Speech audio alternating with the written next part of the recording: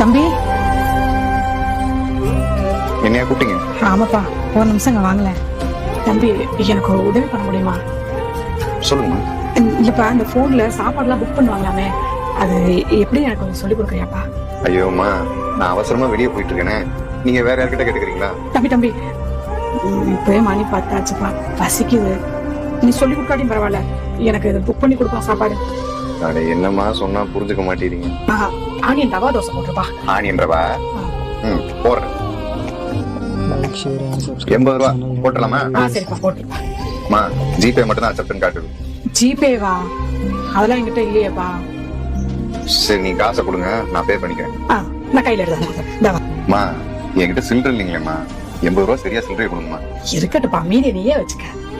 அதெல்லாம் எனக்கு வேணாம், பில்லுக்கான காசு என்னவோ அதை மட்டும் தாங்க போதும். அட என்னப்பா, இவ்வளவு நேரம் எனக்காக மேல கெட்டுவோம் வேலையை விட்டுட்டு பாத்துட்டு இருக்க. அது மட்டும் இல்லாம வாய்க்கு வாய் அம்மா அம்மான்னு கூப்பிடுறேன். உன் அம்மா கொடுத்தா வாங்க மாட்டியா? வாங்கிக்கோ. சரிங்க, ஒரு 15 நிமிஷத்துல வந்துடும், சாப்பிடுங்க. தம்பி, வரேன்னு சொன்னா மட்டும் பத்தாது, அடுத்து எப்ப இந்த பக்கம் வந்தாலும் அம்மா ஒரு பாத்துட்டு போகணும், சரியா?